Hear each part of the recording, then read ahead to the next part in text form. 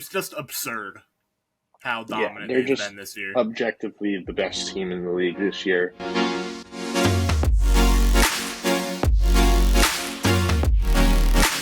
Hello, everybody. Welcome to the lunch table. My name's Evan. Today I'm joined with Nick, and today we're going to be giving our NBA playoff predictions for you guys. Just me and Nick today, but got a good episode for you guys. NBA playoffs start this weekend as we're recording this. Play-in starts tonight and tomorrow. So we're going to give our predictions for what we think is going to happen. I know we normally do football, but throwing a little basketball today. But before we begin, make sure to like and subscribe and follow us on Instagram and TikTok on Takes. And Nick, what would you want to say?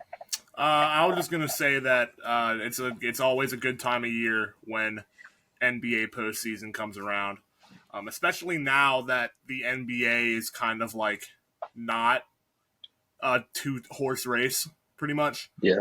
I would say that there's multiple teams in each conference that I could realistically see making it to the finals, which wasn't the case in the NBA for a few years there, like 6-7 years ago when KD was on the Warriors. So, very excited for this NBA postseason.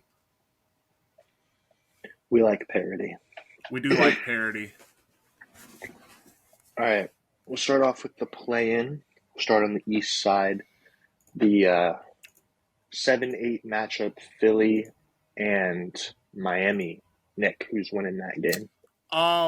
I think this is going to be a really fun game because I think both teams are going to be giving it their all to avoid playing Boston in the first round. And I think a lot of people are picking the Sixers with Joel Embiid back. Rightfully so, I think. I think the Sixers with Joel Embiid are a much better team than Miami. But in a one-off game like this, I don't want to just discredit Erik Spoelstra because I feel like if there's a coach that could take advantage of a one-time thing where anything can happen, it is Erik Spoelstra. I do still think Philadelphia is going to win that game just because Joel Embiid coming back, they're a completely different team when he's on the floor. He went out, they slipped down the standings, obviously, but I think Philadelphia's a better team at home. I think they'll take down Miami in this one. Yeah, I think I'm going to have the Sixers winning as well. Like you said, they were comfortably not in the play-in, but then once you lose your best player for a couple months, they started to dip down. So really, they shouldn't even be a play-in team, but just due to unforeseen circumstances, that's where they are. And I think the Heat overall this year haven't been as good as they normally are. I mean, they're kind of the same team they've been for the last 3 years, but I'm going to have Philly taking this one. I think Embiid, Maxey, I think they're going to have too much firepower. They're going to go to play the Knicks. All right. Now 9-10, we got the Chicago Bulls and the Atlanta Hawks. When people are playing detractors, games like this are ones they point to. Because it's like both teams are multiple games under 500. I would say that neither team really deserves a chance of being like a potential playoff team. But here we are. And I'm going to take the Chicago Bulls in this game at home. I just think they're a better team than Atlanta. And it's crazy that 3 years ago, this Hawks team with Trae Young made the conference finals. And now it's like, especially if they lose this game, it's like, do you trade Trae Young? Do you trade DeJounte Murray? Just reset your team. And I think hard questions are going to have to be asked in that front office in Atlanta about what to do with your guys that you have, because I don't think that team is anywhere close to being a contending team. And I think Trae Young is good enough to be a lead or a second option or a contending team, but they're nowhere near. I like Chicago. They've been one of the better clutch teams in the league all year. That's one of the few positives you can say about them. I think they'll get it done at home. against Atlanta. Yeah, I'm also going to go with Chicago. They started off the season pretty bad. We're 5-14 in their first month, but um, obviously they've ramped it up since then. But still a disappointing year. I mean, finishing 39-43 with the team that they have. Levine, is he hurt or is he Yeah, playing? he's been out for the year since like December or Okay, January. that's what I thought. I thought he was out for a while. Yeah. So no Levine, but you still get DeMar. He's like Nick said, they've been one of the more clutch teams, and he's been the main reason because of that. Um, and they're always good defensively, at least in the guard position. Um, so I'm gonna have them winning because, like Nick said, the Hawks are kind of a mess right now. They haven't done anything really since going to the conference finals, and I think there's a lot more questions than answers for this team. And I think they're gonna have to sit down and have a long, hard talk about what they need to do with the future of this team because obviously something's not working. And like you got Trae Young, who's one of the better players in the league, but obviously that DeJounte Murray trade hasn't worked out how you wanted to. Um, you have Clint Capella still on a big contract. You just paid DeAndre Hunter a bunch of money. He hasn't been as good. So there's a lot of question marks for Atlanta, and I think um, Chicago, being at home as well, going to send Atlanta packing and then go on to face the Heat, which we both have, right? Yeah. All right. So then who do you have winning the Bulls and the Heat? Bulls and the Heat. We saw this game last year. And it was actually like a close game. The Bulls were ahead, infamously so, in the fourth quarter. And then the Heat made some plays down the stretch with Jimmy Butler, and then the Heat obviously made that run to the finals that no one expected. I think Miami's going to win, too. I don't think there's, like, too much critical thought to be done in the East. I think that the Heat and the Sixers are significantly better than the Hawks and the Bulls. So I think that they're going to be the two teams that get the 7-8 spots in the East. I just think Miami is significantly better, and Chicago's season will end the exact same way as it did last year. Yeah, I agree. I think Miami's going to win. I mean, like pretty much all the same things you said. There's a significant drop off from the 8 to 9, 10. But I mean, the Heat, obviously led by Jimmy Butler, playoff Jimmy is a real thing. They're top 5 in defense. I think they're going to be too much with guys like Bam, Hero, Terry Rozier off the bench. I think they got too good of a team. But yeah, they're going to face Boston, and that's going to be a rematch from what, Eastern Conference Finals? Eastern Conference Finals the past 2 years. Yeah, so that's always a good one. But before we talk about the East, we'll do the play-in and the West, which, as we're recording this, is tonight on Tuesday.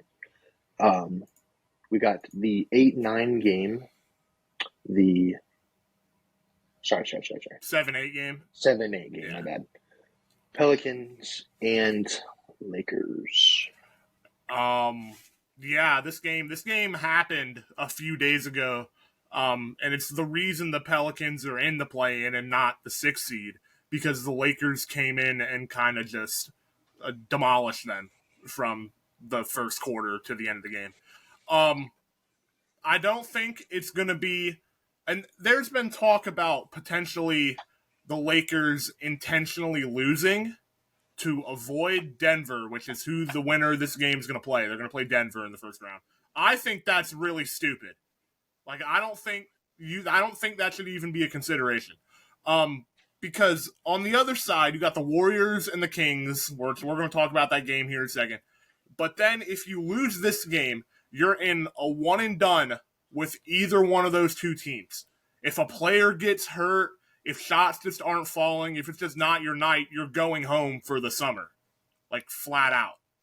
And if you're going to make the finals in the West, you're probably going to have to play Denver anyways. So it's like, if you want to beat the best, if you want to be the best, you have to beat the best, no matter when you're going to play them. So I think that whole narrative is pretty stupid. I don't think this game is going to be a blowout. I think this will be a good game. However, I think that the playoff experience of the Lakers will end up being the deciding factor in this game. I think that the Lakers team as well kind of just wants another crack at Denver, although it seems like every time they play, the game is the same.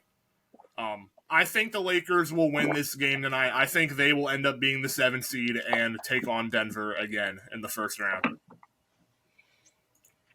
Yeah, this will be a good game. Both teams are pretty close in record-wise. Lakers only have two losses left, but the Lakers have won 11 of their last 14 games, including, like Nick said, one of them being against the Pelicans. And I'm pretty sure LeBron I think he's only lost like one must-win game or elimination game or something. In his career? It was something. If it's like a game 7 or something, like an elimination game? I think it was an elimination game like that. Not like, obviously, like it was, I don't know. It was something that LeBron doesn't lose must-win games like in the play-in, even though they've been in the play-in the last 3 years. And that's not going to change. So I think the Lakers are hot right now. They're starting to actually play to their potential. And the Pelicans, obviously led by Brandon Ingram and Zion, are both great players, but they also have some question marks. They're 13 and 15 in games decided within 5 points. They've blown 14 double-digit leads this season, so they're not super consistent. And I think the Lakers are just hot, and I think they're going to build on that, and then go into play the Denver Nuggets, which they probably don't want to play. But I don't think anyone wants to play the Denver Nuggets right now, so it's like, no, like who really cares? Yeah. All right, 9-10 Kings Warriors rematch from the first round of last year. Yeah, this matches up terribly for the Sacramento Kings. This is a terrible matchup for them.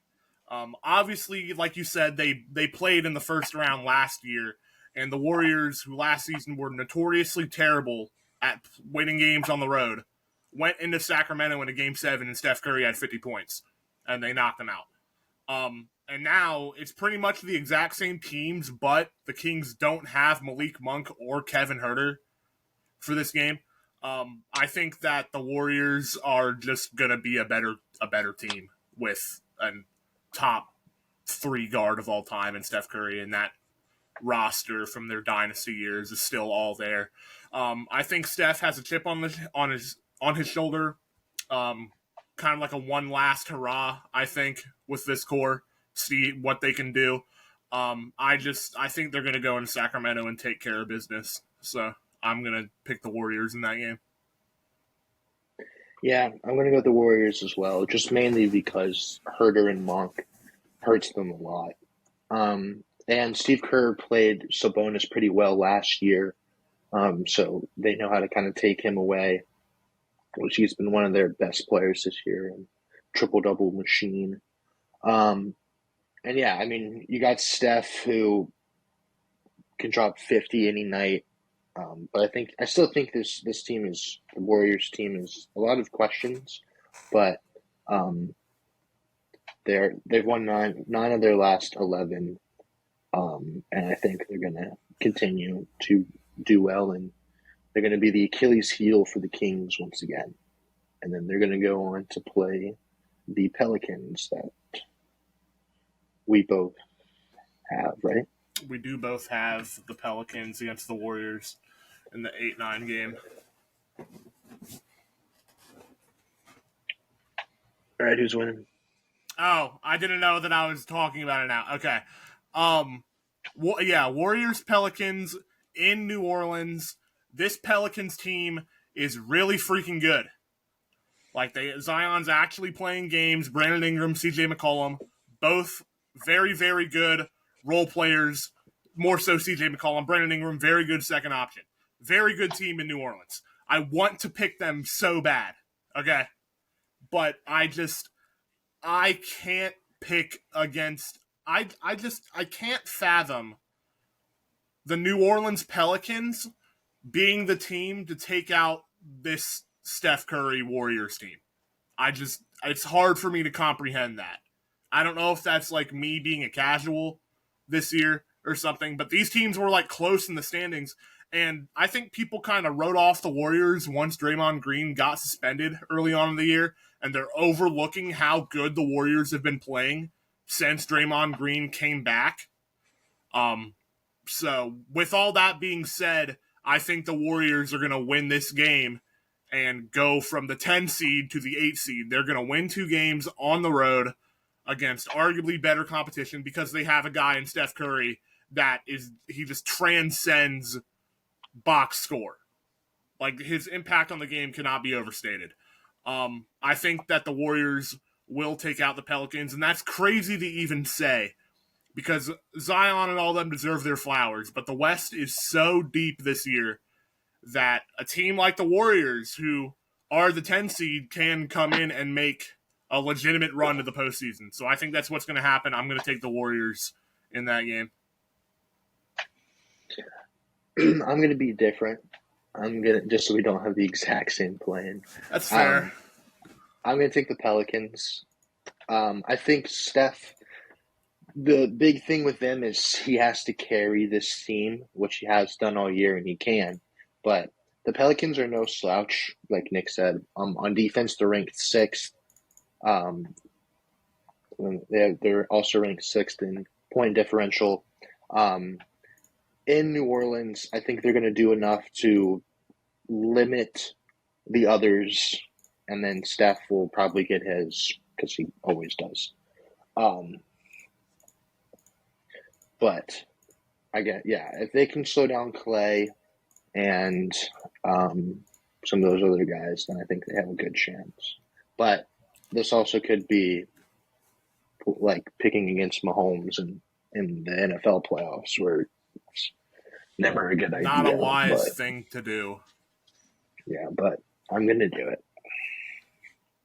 The Pelicans could very well beat the Pelicans could beat the Lakers tonight. Like, let's not say that the Pelicans making the postseason is like some crazy revelation. The Pelicans are a really good team. No. It's just that there's a lot of really good teams in the West this year. And if the Lakers play the Warriors, I think the Warriors would win that. I also think the Warriors would win that game. They've beat them a lot this year. All right, let's move into the East playoffs. We got the 1-seeded Celtics going against the 8-seeded Heat. Rematch of the last 2 Eastern Conference Finals. And Boston, they've been the most dominant team in the NBA this year, winning 64 games. They're first in point differential, first in offensive rating, second in defensive rating, first in net rating, led by Jason Tatum and Jaylen Brown. I mean, if there's a team that should win the title this year, the Celtics is that team. They're at plus 150 odds to win the title. It's just absurd how dominant they've been this year. Objectively, the best team in the league this year, and they really haven't wavered that much. They added Kristaps Porzingis and Drew Holiday, which has been huge additions for them. And yeah, I think the Heat will give them a fight, because they always do. But I think this time the Celtics are going to get past the Heat finally, and I'm going to have the Celtics winning in 6 games. Basically because Jason Tatum, he's been phenomenal this year, averaging 27 a game. And then my X factor for the Celtics as a whole in the playoffs is the health of Kristaps Porzingis. If he can stay healthy and he can play at the level that he's been playing, I think he can be a huge key for them. He's averaging 20 a game this year, which having one of his better seasons of late. And you could tell when he was out for however many games he missed. He missed a couple towards the end of the season. There was a big difference between when he is on the court and when he's not on the court. And so I think he's my big X factor for them in the playoffs, and I'm going to ride the Celtics hype train to beat the Heat in 6 games. Yeah, you took the words right out of my mouth. Celtics by far the most dominant team in the league this year. Probably the best, although I think Denver will have a little something to say about that. I do think that the Celtics will win in 6 games as well. I think that if there is one team that can beat the Celtics, it is Miami. Like in a 7-game series, I think it's the Heat this year, just because they've done it before. I could see the Celtics kind of starting the series out a little slow, maybe losing a game in Boston just because they haven't played in like over a week at that point. And the Heat obviously would have just beaten the Bulls or whoever they play in the 8-9 game if they play there. But they could take one in Miami too. They could go up like 2-1, but by game 4, the Celtics are going to be locked in.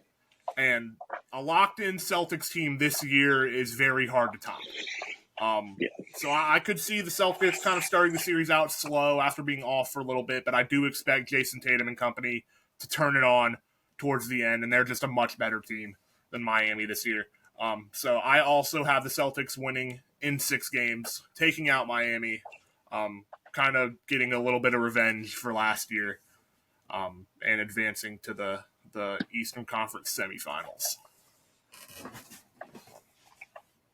All right, next up we got the. Should we do 4-5 or 2-7? I would do 4-5. Should we go how it actually goes? Yeah, I would go 4-5. All right, we got 4-5. The Cleveland Cavaliers versus the Orlando Magic. Nick, I'll throw this one to you first. Yeah, this is gonna be. You want low-scoring 80s, 90s style basketball, this is going to be the series for you.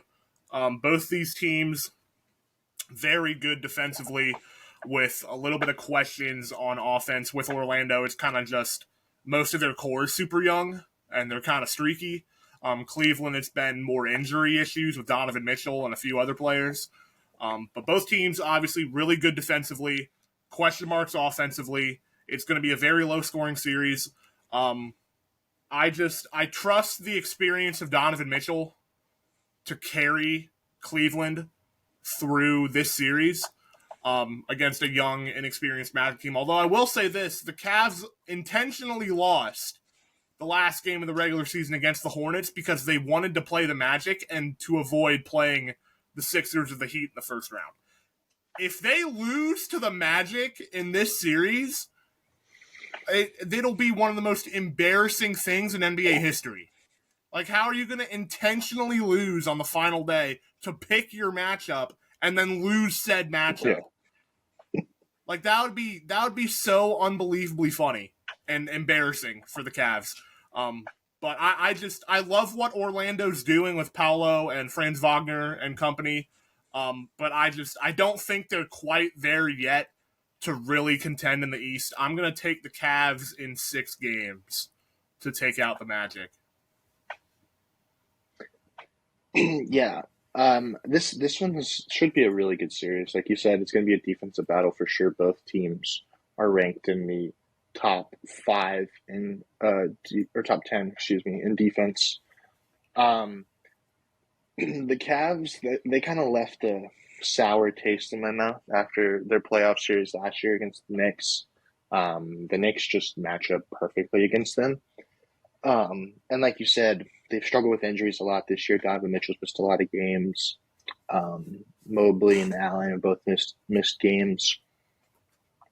Mitchell missed 15 of his past 21 games and is still managing a left knee injury. But when he's fully healthy, he's one of the better players, and he's one of the best players in the NBA. And the Cavs and the Magic, they split their series 2-2.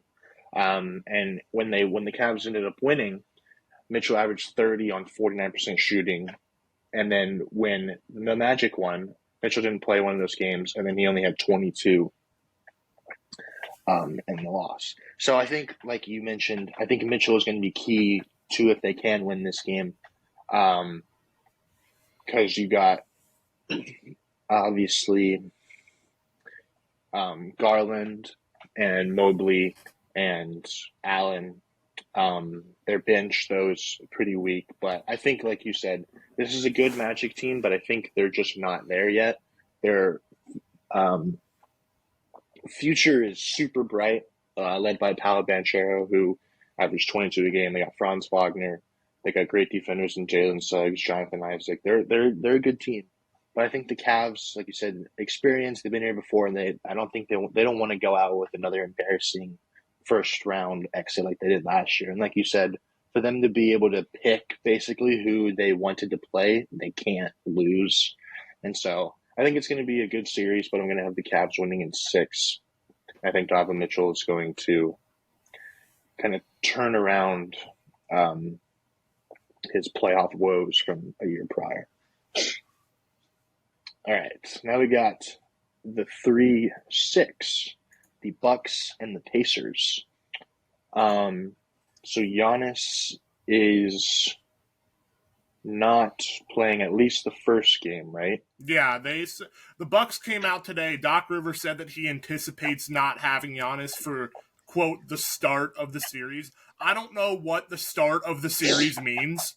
I don't know if it Probably means like one game or if it means the first 3, which could Yeah. very well decide the outcome of this series, is Yeah. whether Giannis plays 6 games or whether he plays 2. Yeah. Well, the Bucks, they got obviously Giannis, and they traded for Damian Lillard. And they started the year off 30-13 with Adrian Griffin, but then they fired him. And then with Doc Rivers, they've been 17-19. And yeah, the biggest X factor here is if Giannis is healthy. Odds are he's not going to play the first game. The second, third game are up for debate. We don't know exactly how he's feeling. But personally, I think this is going to be a really good series. I think the Pacers match up really well against the Bucks. The Bucks like to play slower, and the Pacers like to play really fast. And so Indiana won 4 of its 5 meetings with them this season, winning the series outright. But Giannis did average 42 and 13 in the series. He did get his in their meetings this year. Which it's hard for him not to, because he's just that good. Yeah. But I think the Pacers, like I said, they play really fast. And they are second in offensive rating. They brought in Pascal Siakam, who I think can slow down Giannis. Obviously, we just mentioned he averages 40, so there's really no slowing down Giannis, but he can help a little bit. And then you got Tyrese Halliburton, who since after his hamstring injury has been a lot less productive as he was before. But I still think the Pacers. I really like this Pacers team. I think they are built for the playoffs, and I'm going to have them beating the Bucks in 7. All right.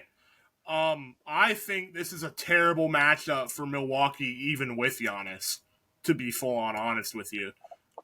Like you said, the Pacers love to push the pace of the game. Bucks played a little bit of a slower tempo, which is to be expected with a more experienced team.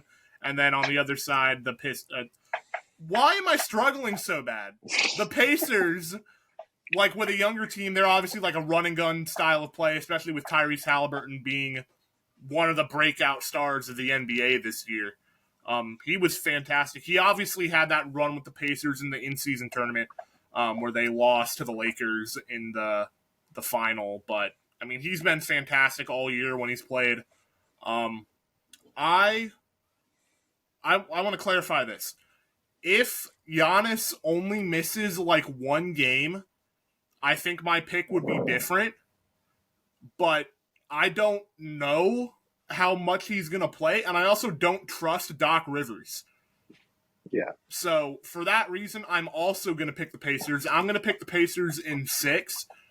Like you said, they won 4 of the 5 meetings against Milwaukee this year, and they are a terrible matchup for Milwaukee, all things considered. I just think they'll be able to outgun them for 4 of the 6 games. Like, I think on any given night, they'll be able to outrun Milwaukee, push the pace of the game. Giannis, even if he does come back, we don't know how healthy he's going to truly be. Chris Middleton's been in and out of the lineup. Damian Lillard's been a little disappointing. And yeah, I think the Pacers are going to win this series, so I'm going to have them in 6 over Milwaukee. And it very well could be back-to-back first-round exits for the Bucks, so they'd probably have some question marks there if that happens. Yeah. They might have to ask some tough questions as well this offseason if they get knocked out in the first round again. Yeah. Especially, as like a top 3 seed. Not good.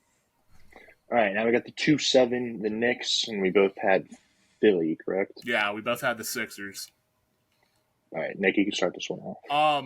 This series is going to be must-watch TV if it happens. This is by far the best series of the first round in the East if it were to happen.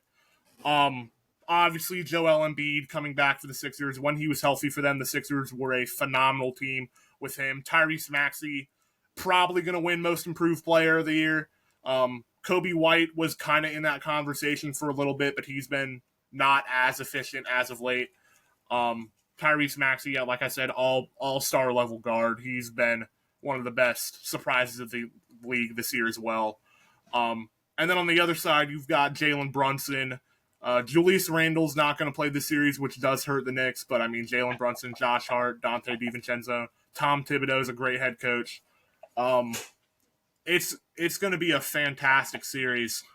My gut tells me that the Knicks are going to pull this out in 7. That is what my gut tells me.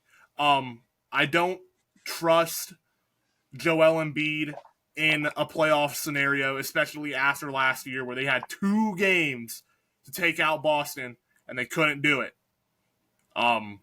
So I personally, I just have a gut feeling that the Knicks are going to pull it out. I think it's going to take all 7 games, but Game 7 in Madison Square Garden, I have a gut feeling that the Knicks are going to pull that series out in 7 games. Yeah. I think obviously not having Julius Randle hurts, but Jalen Brunson has been phenomenal this year, averaging 29 a game. And I think the Knicks, they're obviously phenomenal defensively, as most Tom Thibodeau teams are. They're top 10 in offensive and defensive rating, 5th in point differential, 5th in net rating. I mean, you got guys like Josh Hart, Dante DiVincenzo, OG Anunoby, Mitchell Robinson, guys like that. I think I agree with you, Nick. I think this is going to be one of the better series of the first round against Philly. You got obviously Embiid, Maxey, but I'm going to give the edge to the Knicks. Pretty much for the same reasons like that you said. I mean, Joel Embiid's always a question mark in the playoffs. And I think they're just – the Knicks are too good defensively. And so I'm going to have the Knicks also winning in 7. Yeah. Although I will say this, the Sixers don't have Doc Rivers anymore. They've actually got Nick Nurse, who's a very good head coach. Yeah, he's a lot better. He's also not a slouch. And the Sixers could also very easily win this series, too. The Sixers are another really dangerous team if they get healthy. They were like 30-13 before Embiid went down. They were playing really good, and I don't know how healthy Embiid is going to be, but if he's 100% healthy, like, they could very easily make a run as well. So, yeah, should be a good one. All right, so then we got the Celtics versus the Cavs. Right? Cavs, yeah. All right. This is where the Cavs run ends. Like we said, the Celtics are dominant. And I mean, you got Drew Holiday, who's going to be on Donovan Mitchell. You got Porzingis, who can help kind of balance out Mobley. And I think this Boston team's too dangerous. And I think the Cavs also are a bit inconsistent at times. They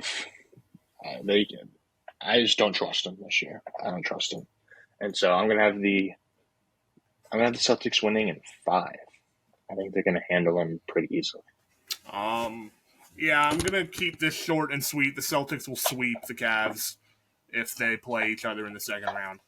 These are just two completely different levels of team, to be full on honest with you. The Celtics won 2 out of 3 against Cleveland in this season. The one game they lost was when Will Wade had probably is going to end up being the best game of his career. No disrespect to Will Wade. Obviously, great basketball player. He's in the NBA, but I mean, Dean Wade? Is that his name? Is it Dean Wade? Will Wade is a coach. I'm stupid. Yeah. Yeah, it's Dean Wade. Who's McNeese State coach? Yeah, McNeese State. Dean Wade. Dean Wade legacy game against Boston the last time they played. No disrespect to Dean Wade, but it's probably going to be his legacy in the NBA. The Celtics are just a much better team. I'm not going to talk about them for too much longer. The Celtics will sweep the Cavs if they play each other. Yeah. So Celtics going to 3 straight Eastern Conference Finals. I mean, they're like the 49ers of the NBA. Yeah. If we're being real. Like, it's not shocking at all. No. All right, now we got the Knicks versus the Pacers. Nick, you start this one. Yeah, this series. There's always kind of one series every year that it's like if you told me that this would be a conference semifinal series before the season, I would be like, "What? What are you talking about?"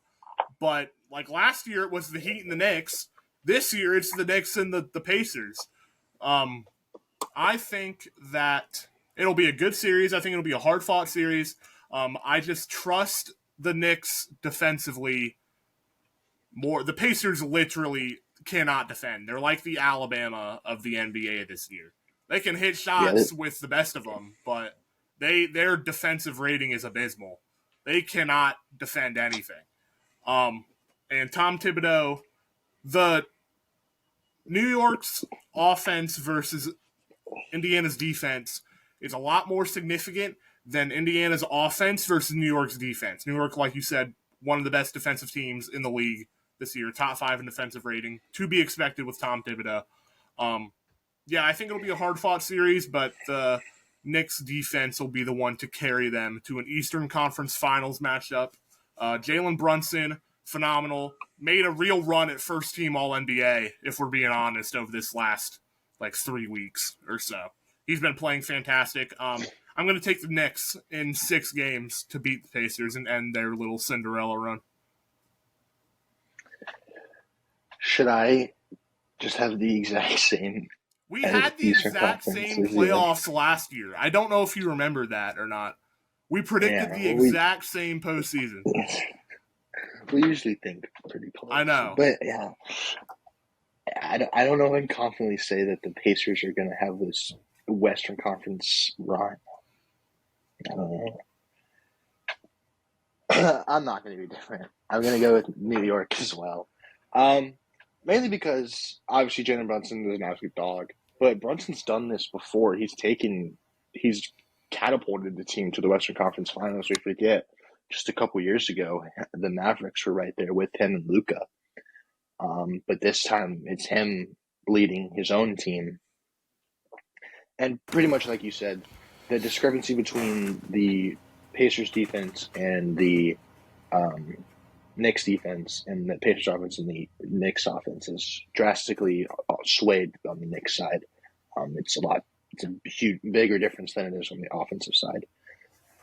But I think really for the Knicks to win, Jalen Brunson's going to have to do what he did this season and average almost 30. I think that's going to have to be what happens. And I think I think the fast pace of the Pacers is kind of gonna affect them a little bit because again, I feel like they're kind of Tom Thibodeau likes to play slow. He's a deep, gritty defensive guy. Likes to play slow. The Pacers like to speed teams up. So that could come into play, and I actually love your comparison with them as Alabama. They're basically the exact same team, like a team that has great offense but sucks at defense. But I mean, Bama did make the Final Four. It did. I mean, no one expected them to either. So no, so I guess you never know. But yeah, I think this is going to be a really good series. I like both teams, but I'm going to give the edge to New York. I'll go in 7 though. Yeah. I think Indiana gives them a good run for their money. I do want to say that Knicks Pacers in a meaningful playoff series brings me so much nostalgia from growing up when you had Carmelo Anthony and Paul George going up against each other when they were on their respective teams. Like it's going to be fun. It's going to roll back a few of the years for me. I don't know why I'm saying that like I'm an old guy. I'm 21, but like it'll make me think of when I was a kid again, which will be awesome. Yeah. All right. Then we got Celtics Knicks ECF. Yeah. I can't bet against the Celtics, man. they're just the bet. Like if they don't win the East this year, especially with Milwaukee being out, then you can't really do anything with that team. Like they're head over heels the best team in the East, excuse me, by far, and they should not lose. I think they have to make the finals. Surely, yeah, they're too good of a team not to, and I don't think the Knicks out of all teams are going to be the team that's going to keep them from getting into the finals. Like we said, I think if anyone's going to do it, it would be the Heat in that first round, or Milwaukee if Milwaukee ends up getting past, or Philadelphia. I think if Philadelphia gets there, they could give them a run. Philly always gives them a good fight. But in this matchup against the Knicks, I think the Celtics are just too good. I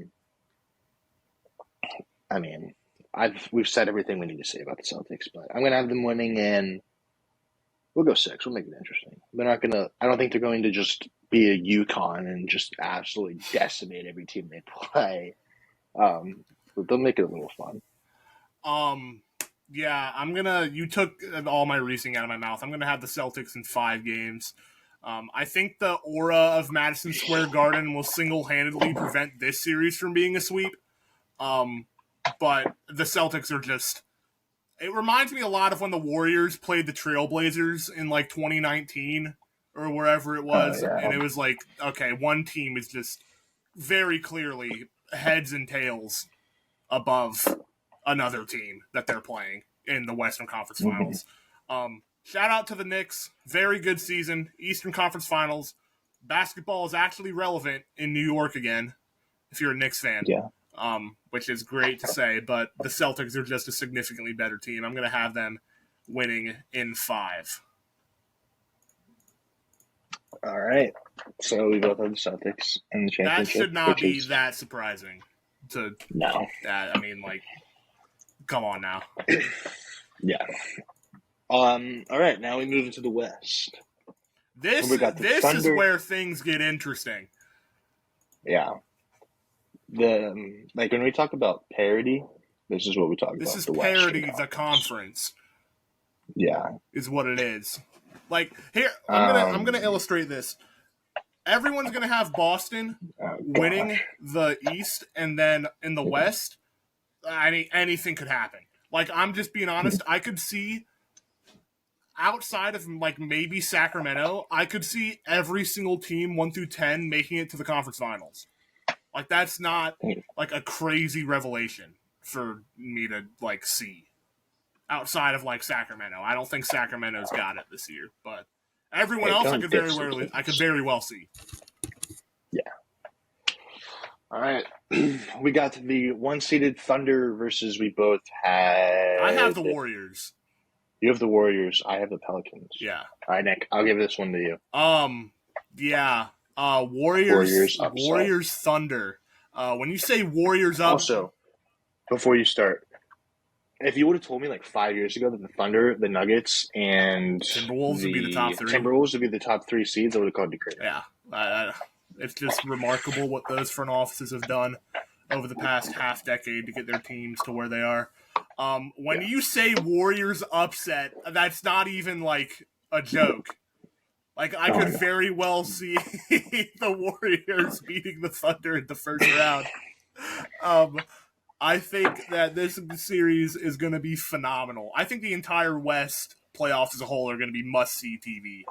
Like, if you're up late at night over the next, 2 months or so, find whatever game is on in the Western Conference and turn it on and just enjoy. I think this series is going to be fantastic. Obviously, you've got Shai Gilgeous-Alexander, Chet Holmgren, Jalen Williams on the Thunder as the 1 seed, and then obviously everyone knows who the Warriors have. It's kind of, can the young buck take out the old guard? Like, is this going to be an ushering in? Not the old team, just the old guard. That's the old guard. Is this going to usher in a new era of the West where it's like the Thunder are going to be one of the top dogs? Because I think everyone kind of expects them to be over the next probably decade or so.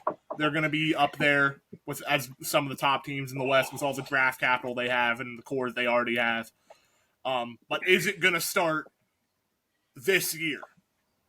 I think it's going to be a phenomenal series. I do think this is where the Warriors' run ends. They're a little bit too old. You can't rely on Clay and Andrew Wiggins and Draymond Green like you used to. Steph is still going to be there. Steph is still going to be a problem, but the other guys are a bit more conditional. Are they hitting their shots that night? I think it's going to be a really good series. I think the Thunder will get revenge. This is going to be the moment that all Thunder fans are waiting for, because the Warriors are probably the bane of most Thunder fans' existence. But I think the Thunder are going to take them out in 7 games. I think it's going to go all 7. I think the Warriors are still that good. But Shai, top 3 MVP vote, great cast around him. Chet Holmgren, phenomenal, even though he's not going to win Rookie of the Year. I think the Thunder take out the Warriors in 7 games. Will this be the first time the Thunder and the Warriors played in the playoffs since... I think it'll be since 2016. 2017. Yeah, and that drastically changed the entire landscape of the NBA. It made the NBA quite literally unwatchable for 3 years if you weren't a diehard fan. It did. But yeah, so I have the Thunder versus the Pelicans. But yeah, I really like this Thunder team. I think most people do. I mean, it's just like you said, it's just the young, fun team that might have overachieved, but I think they're legit. Led by Shai Gilgeous-Alexander, who averaged 30 a game, is in MVP conversations. Then you got Chet Holmgren, who in his rookie year has been phenomenal, like you said, Nick, Rookie of the Year conversation. Not really when Wemby exists, but in most other years he would be Rookie of the Year. He's in the conversation, but it's like Wemby and then Chet. It's like Wemby and then Chet. Wemby's been that good this year. Wemby could win DPOY as a rookie. That's crazy to even say. He comes in the league already best defender in the NBA. He's averaging 4 blocks. It's absurd. Yeah, it's absurd. That's what it is. Dude, if the Spurs play their cards right, they build a solid team around him. Look out. Yeah. The rest of the NBA is going to be shaking in their boots. Yeah, it's going to be scary. But this isn't about the Spurs because they're currently terrible. This is about the Thunder. Who are not terrible. No. So like I said, you got Shai, Chet, you got Jalen Williams, who's been phenomenal second year. You still got Josh Giddey, Lou Dort. And yeah, you're going up against the Pelicans. That's Zion and Brandon Ingram, CJ um, McCollum. and CJ McCollum. Can't forget about him. Um, and then, but yeah, I think this is the Thunder.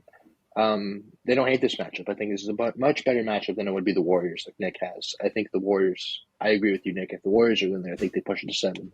But the Thunder, I think they can win in. Screw it, I'm winning in 5. I think the Thunder are a really good team. I love Shea. I don't think there's anybody really on Oklahoma that can, or on New Orleans that can guard him. I mean, Chet, I think, can guard their bigs, and then Jalen Williams will probably be on Zion, probably him or Chet, one of those two.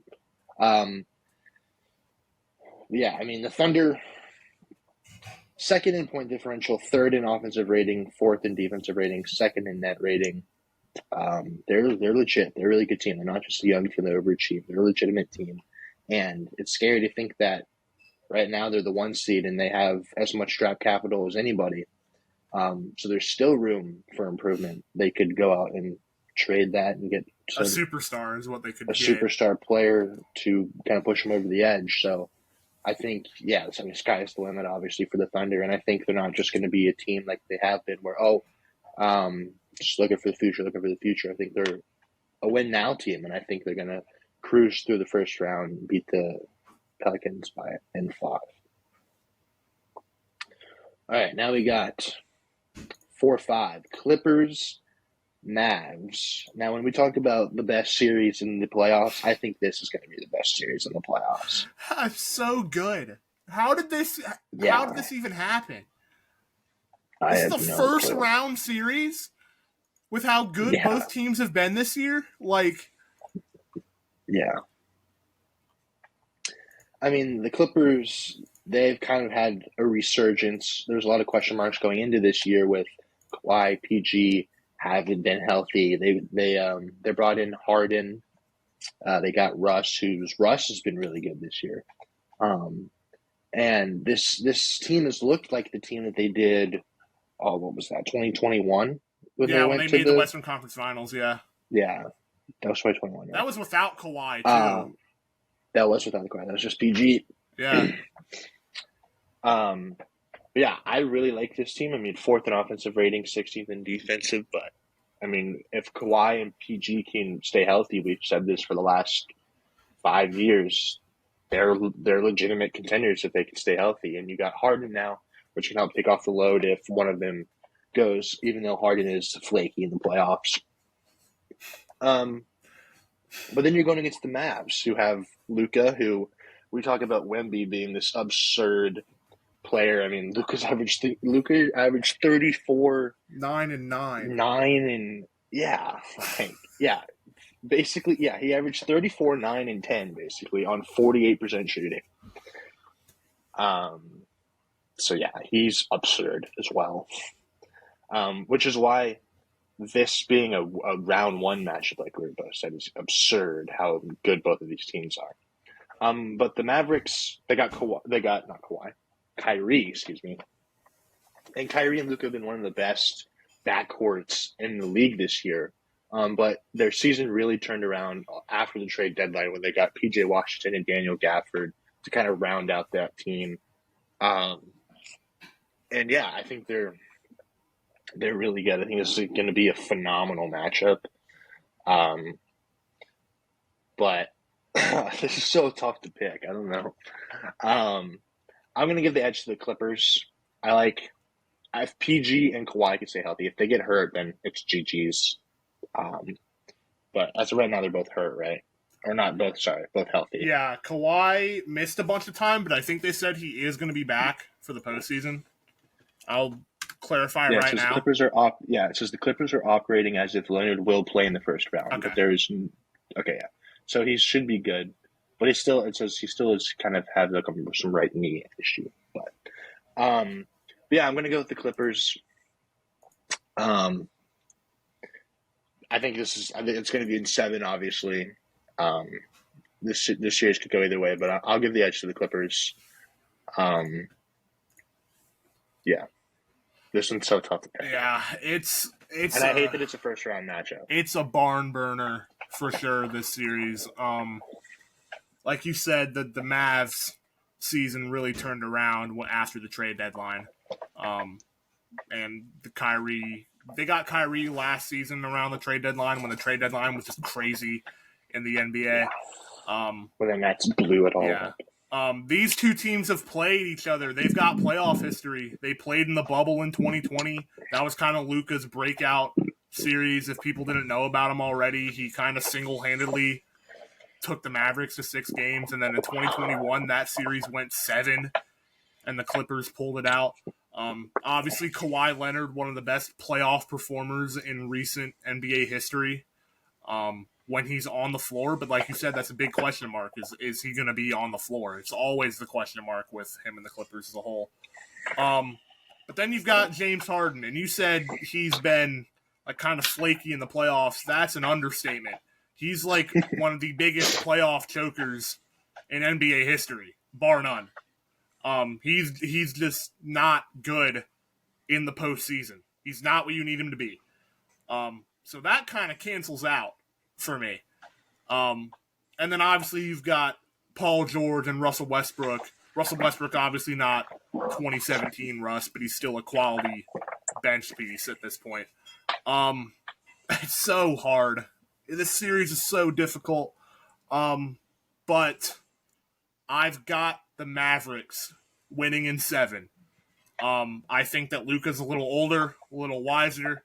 They got a true second option now in Kyrie. Derek Lively, very good center. Daniel Gafford, good center. PJ Washington, Tim Hardaway. I think it's Luka's time to shine, to be honest with you, in this series. I think, like you said, this is going to go the distance. This is going to be a 7-game series.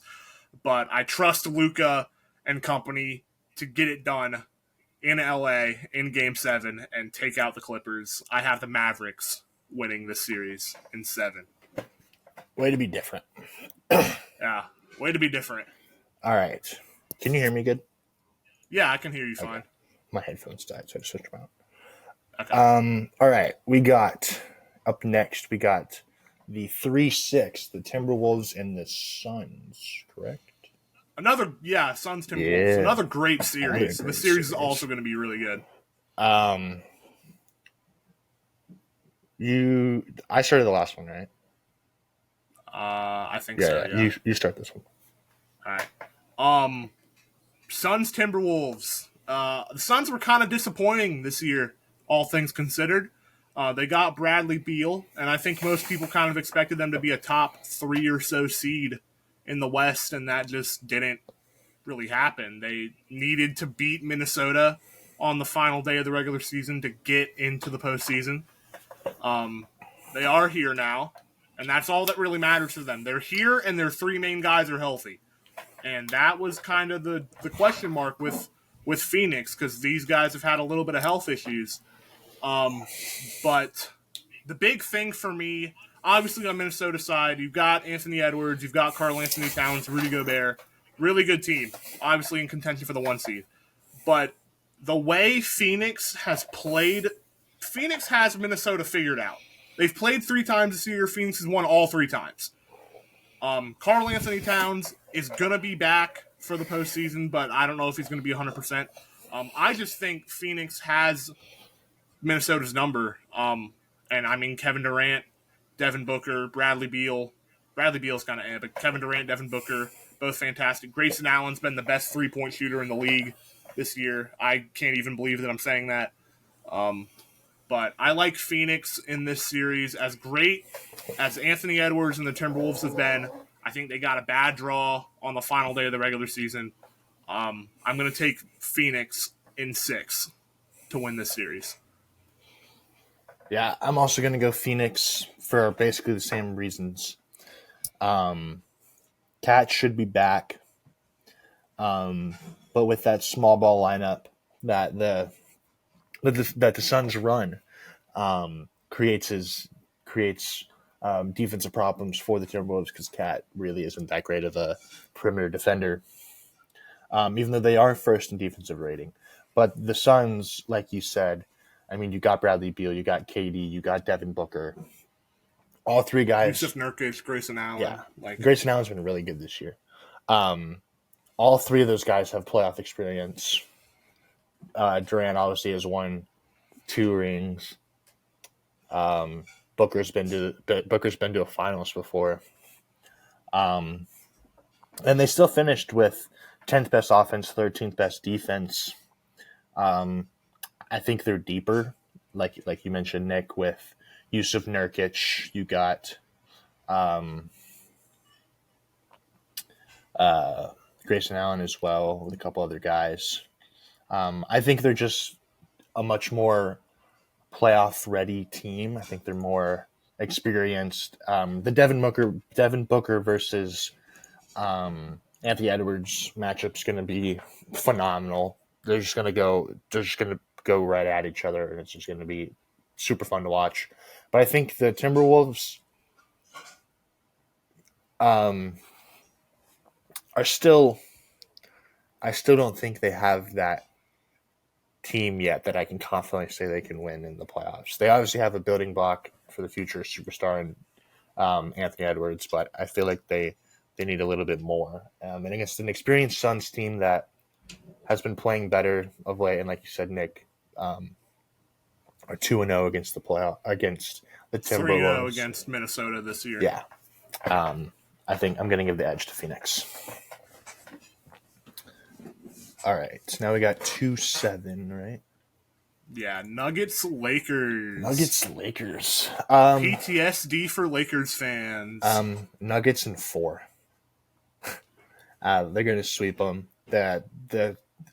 I think the Lakers have won like 1 game against the Nuggets in the last 3 years. And that's not a joke. I'm pretty sure that's the Nuggets are kind of like where the Celtics are, but a little bit less, I guess. They're a dominant team, defending champs. I mean, you still have Jokic who's in it. He's probably going to win the MVP again. Yeah, he's going to win the MVP again, probably. Yeah, because then you got, of course, he. Yeah, you still got Jamal Murray. Christian Brown's been really good. Yeah, they're just a flat out better team, and I think they're going to sweep the Lakers. Yeah, I touched on it earlier when I said every time the Nuggets and Lakers play, it feels like the game is the exact same. Where it's like these two teams are trading blow for blow. It might be a run versus a run, or it's just like a constant like jab fest until the fourth quarter comes around. And then the Nuggets just make more plays down the stretch of games and win. I think that the Nuggets will win in 5. I don't think LeBron is going to let the Lakers get swept again. Yeah, that's true.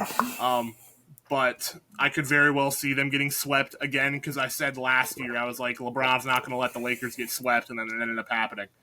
But yeah, I just – the stuff that Nikola Jokic does is just absurd. Like, it's ridiculous. If you've watched the NBA over the past 4 or 5 years, this guy is on another level offensively. Like you said, Nuggets, best team in the West. Probably. I think they'll beat the Lakers in 5 and advance to the second round. Yeah, that's just a terrible matchup for the Lakers. Yeah, the Lakers could probably beat any other team in the first round but Denver. Yeah, I agree. All right, second round. I have the Thunder versus the Clippers. Nick, you have the Thunder versus the Mavs. You start us off with this one. Yeah, Thunder Mavs. The more I think about this Mavericks team, the more I think they have a serious chance to make another deep playoff run. Because ever since the trade deadline, I think they're like 22-9 since the trade deadline or something. They've been playing really good. Luka's stats have only gotten exponentially better since the trade deadline. He wasn't even in MVP conversations, and now he's probably going to finish second in MVP voting, second or third. His stats, like you said, 34-9-9 are ridiculous. This series, I think, is going to be a good series.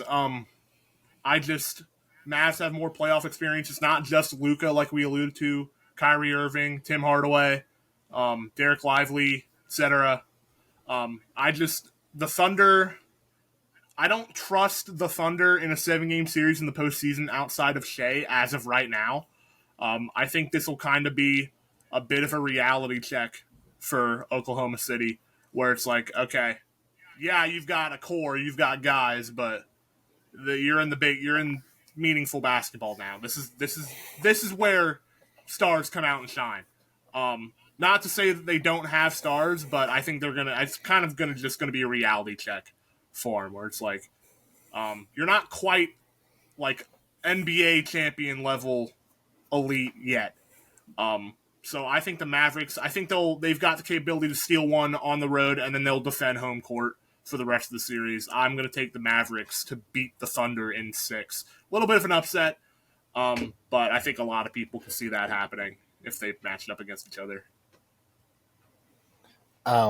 One thing I just found about Luka against the Clippers, he's averaging 33.5, 9.5 assists, and 8.7 rebounds, which joins Michael Jordan, Wilt Chamberlain, and Elgin Baylor as the only players to average that many points against a single playoff opponent, which is but I have them losing. So I have the Clippers and the Thunder, and I'm basically the same thing that you said, Nick. I'm going to have the Clippers winning in 6. Like you said, Thunder are a great team, but I don't think they're at like a championship level yet. They're still very young, but like you said, they have a really good core, and I think they realize that. But the Clippers, they just have more experience. You got Westbrook, Harden, Kawhi, PG. If I told you all those guys are on the same team like eight years ago, you would have been like, that team is winning 73 games. But yeah, I think if Kawhi and PG can stay healthy, which is the biggest if for the Clippers the entire playoffs, I think they can shut down Shea. I think you put PG on Shea, give him a little bit of a tougher path. So yeah, I just think the experience is just going to be too much for them, and I think they're going to win in 6. All right, so that was the one. Okay, now we got Suns Nuggets. When did these guys play? Last year. Last year. They played in 2021. Yeah, I feel like they always play each other. Yeah. But again, kind of like how the Celtics are, it's hard for me to bet against the Nuggets, which we might be on a crash course for the same thing as last year. But, I think we might be, but I think this is going to be a good series. I mean, like we said, the Suns, they got Bradley Beal, they got Devin Booker and Kevin Durant, but they have been disappointing this year. A lot of people thought they'd be a lot better. I mean, 49-33, still a good season, but a 6 seed for the talent that they have is probably not what they wanted. And the Nuggets are just that good. I don't think the Suns have nobody to guard Jokic, first off. And Yusuf Nurkic he's not a slouch. Yeah, is he guarding Jokic? No. I don't know. I don't think anyone could guard Jokic. But battle of the Jokic used to be Nurkic's backup in Denver when he was first in the league. That's true. And then they traded Nurkic, and then Jokic became who he is today. I think Jamal Murray is going to have a big series. He's going to be guarded probably by Booker, and I think he's going to do pretty well. Yeah, if I were to take a guess, he'll probably be Devin Booker. So yeah, I think those two, like we've said the last couple of years, when those two are on, they're tough to beat, and I think they're going to be tough to beat. But I think the Suns will make it a little bit difficult. I think they'll win in 6. Yeah, like you said, these two teams seem to. Yeah, even though, that did happen. These two teams seem to play each other every year. The Suns swept the Nuggets in 2021. The Nuggets 1-6 last year when they won their title. I actually think that this will be a fairly close series. I think Nurkic, like you said, he used to be starting over Nikola Jokic, and then the Nuggets traded him. But so I think he's got as much intel as anyone in the league on how to play Nikola Jokic. But I mean, if Anthony Davis couldn't shut Nikola Jokic down last year, then no one's going to be able to, like by themselves. And I do think if the Nuggets played the Timberwolves, which if the Timberwolves beat the Suns, then they'll play each other. That could actually cause legitimate problems for Jokic and Denver. The Timberwolves? I think Minnesota's the worst. Yeah, because Minnesota's got 2 7-footers in Karl Anthony Towns and Rudy Gobert. Mm-hmm. 2 is a lot more significant than 1. And they can kind of limit Jokic a little bit. But I don't think they're going to play the Timberwolves. I don't think anyone's going to stop Nikola Jokic, and I mean Jamal Murray, Christian Brown, Michael Porter Jr., all playoff risers. They meet the occasion. And obviously, the Nuggets are also just so good in close games. Like, if you've watched the Nuggets, it seems like every single time they're in, like, a game where it's a 2-point game with 5 minutes left, they just always pull it out. They always find a way to win. So I think the Nuggets are going to beat the Suns again in 6 and advance to the Western Conference Finals to play the Mavericks. All right, so Western Conference Finals. I've got Nuggets Mavs, you've got Nuggets Clippers. Hey, who would have thought? You go first since you got different. All right. Nuggets versus Mavericks. Western Conference Finals. I hate to do this, but I think both conference finals are going to be fairly straightforward. There's one team that's significantly better than the team that they're playing, and that's the Mavericks. And the Nuggets are significantly better than the Mavericks. I understand that the Maverick, like Luka's going. It's going to be a battle of the god tier Europeans, which is hilarious. Luka and Jokic are going to be. They obviously don't play the same position, but like, I mean, it's pretty funny. But I think that the Nuggets are just a better team. As good as the Mavericks have been playing since the trade deadline, as good as Luka has been playing, as many points as they can put up. Jamal Murray and company, Nikola Jokic, Michael Porter Jr., Christian Brown. Is KCP still on there or no? I don't know. Yeah, KCP's still there. Aaron Gordon. I cannot believe we've completely forgotten about Aaron Gordon, one of the best role players, two-way players in the NBA. Players, yeah.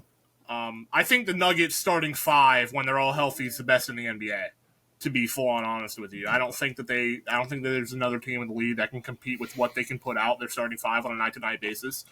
I just think they're a much better team than Dallas. I'm going to have the Nuggets taking them out in 5 games to reach the NBA Finals to take on the Boston Celtics.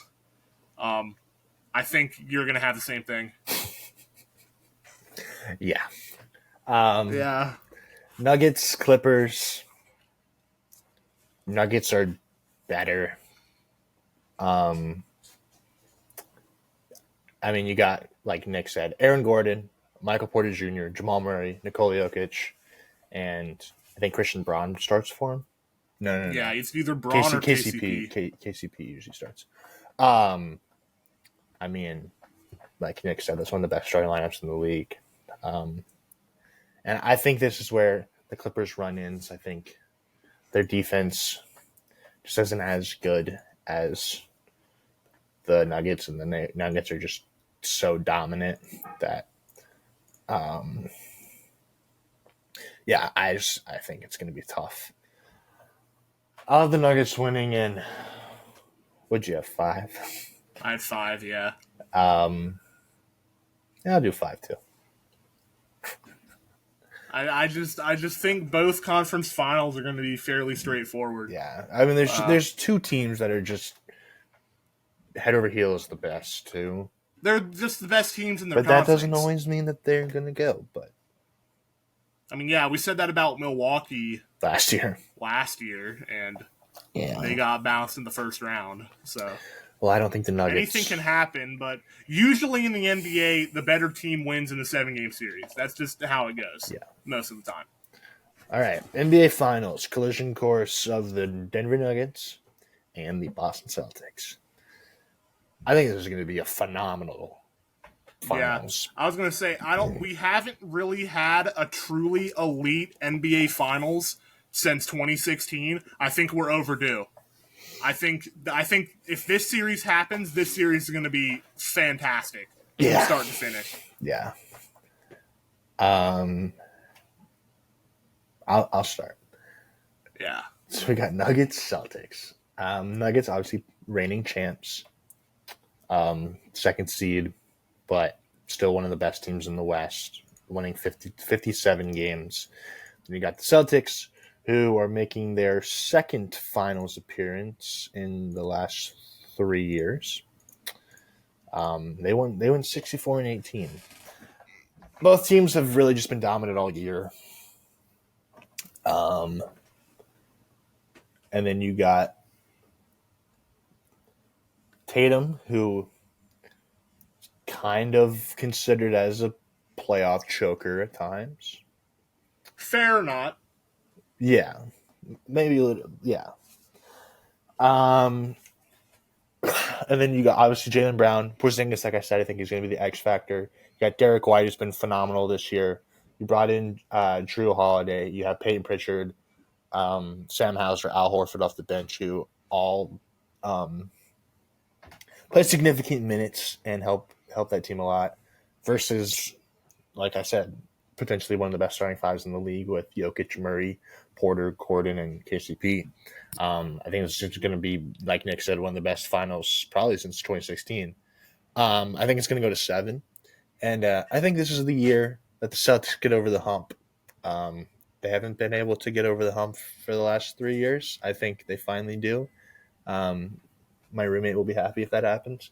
And yeah, I think Tatum wins Finals MVP, ends the narrative that he's not a playoff performer, and puts himself in the cements himself in the conversation as top 5 player in the NBA currently. But it's going to be a phenomenal series. All right. So you got Celtics in 7. Game 7 will be in Boston if it were to happen. It will be in Boston if it were to happen. Mm-hmm. Yeah, I mean, I think this will be a phenomenal series if it happens. I think this will also go 7 games. Like you said, the Celtics, I think, are a deeper team. The Nuggets, I think, have the better starting 5. Here's the thing. This year seems to be the year of the repeat. Okay? Chiefs repeated in the NFL. UConn just repeated as national champions in men's basketball. I could very well see the Rangers winning the World Series again. I think, fair or not, I think the warrant of Jason Tatum not getting it done in big moments is warranted. He's played worse last year. People kind of give him crap for losing the series against Miami last year. I get he shouldn't have dug him in a 3-0 hole, but he did get hurt early on in Game 7. I think if he was healthy, the Celtics would have, at the very least, made it close down the stretch of that game, if not won it. But basketball, you can only have 5 players on the court at a time. Okay? These Nuggets have the championship experience. No disrespect to Kristaps Porzingis. He's not stopping Nikola Jokic. No. Okay? Definitely not. It's not happening. Definitely not. Michael Porter Jr. has been kind of up and down. No pass Porter. Yeah. No pass Porter. Michael Porter Jr., notorious assist man. I'm going to look up what he averaged in assists this year. Yeah, he's a catch and shoot merchant. I mean, 1.5 assists. Let's see if that's higher than he Yeah. did last year. Yeah, higher than last year. Last year he had 1 assist. he's growing. He's growing as a player. He can pass the That's ball. what you like to now. hear. Yeah, but I mean, Michael Porter Jr. is like He's a really good 3-point shooter. yeah. So he shot understandable. 40% 4 of his 5 seasons in the NBA. Yeah, Nuggets are a very versatile team, and here's the thing: if Boston doesn't win the title this year, I don't know when they're ever going to. Okay, I want to preface that right now. Like, I don't know when Boston's going to get over the hump if it's not this year, but I trust Nikola Jokic and the Denver Nuggets more so than I do Boston.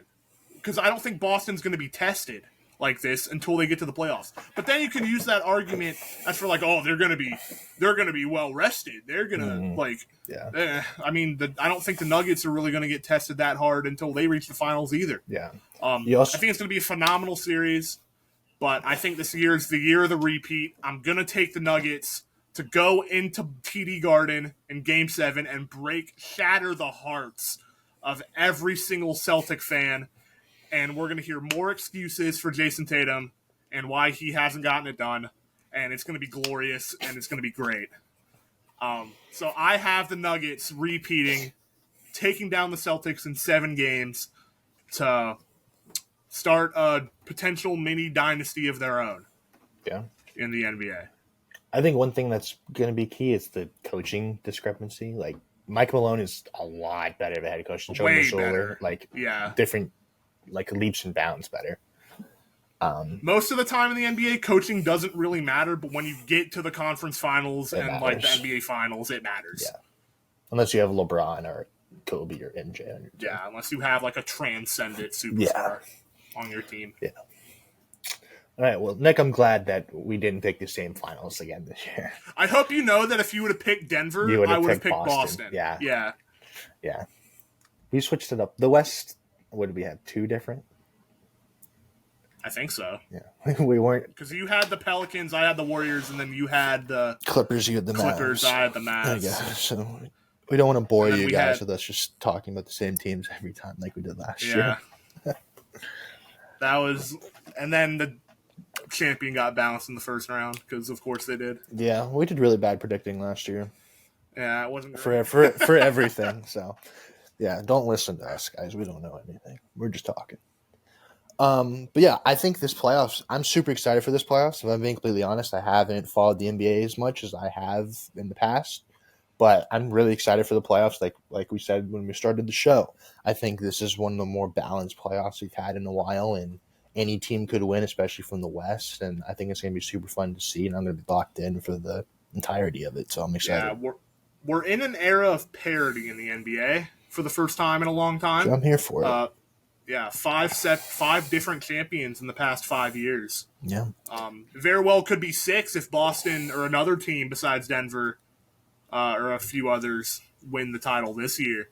But yeah, I think it's going to be super fun. Particularly excited to watch the West. I think it's going to be an absolute bloodbath. But yeah, we'll see how it goes. It starts in about 30 minutes. It does start in about 30 minutes. Yeah. So yeah, that's going to wrap up this episode. Let us know who you think is going to win the finals this year. Comment below. And if you enjoyed, like and subscribe. We'd appreciate it. And we'll see you guys in the next one. Peace.